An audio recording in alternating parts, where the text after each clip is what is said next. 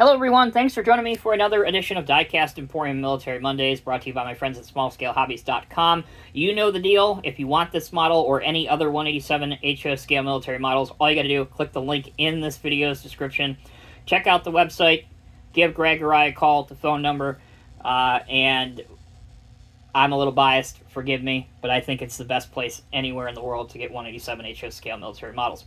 Alright, subject of today's video is the M1A2 SEP V2. So what is SEP, or SEP? It stands for System Enhancement Program.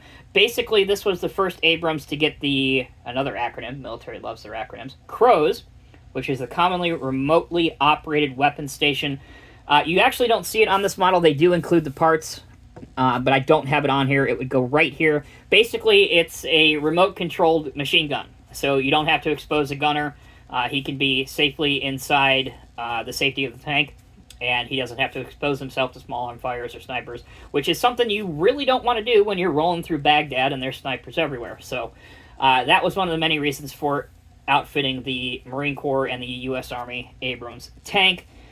It is not the newest generation of Abrams, but it's up there.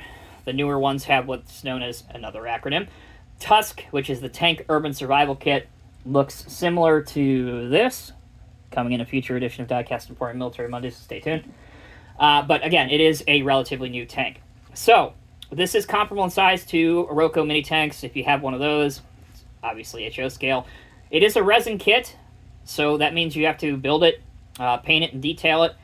Mine, I think, turned out okay. Trident kits always tend to give me a run for my money, if I'm being honest. I'm still relatively new to resin model building, especially this small of a scale, which magnifies everything when you're working with something this small.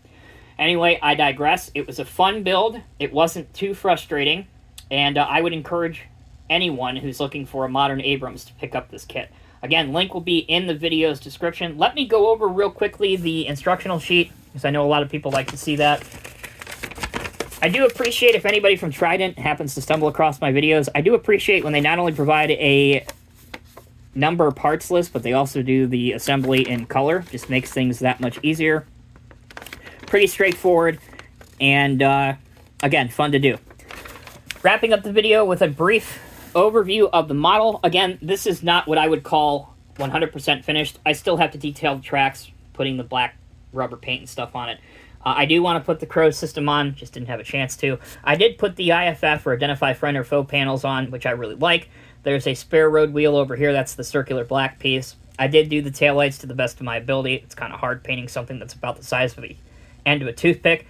And then I did put an equipment bag, or a couple equipment bags actually, in the equipment rack on the back of the turret. So, again, overall, I really like how this turned out. It's a fun kit. It's not too terribly difficult.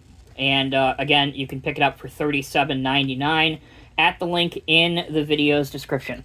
Thanks again so much for watching. Take care, be well. Check out my other Military Mondays videos, and we'll see you next time.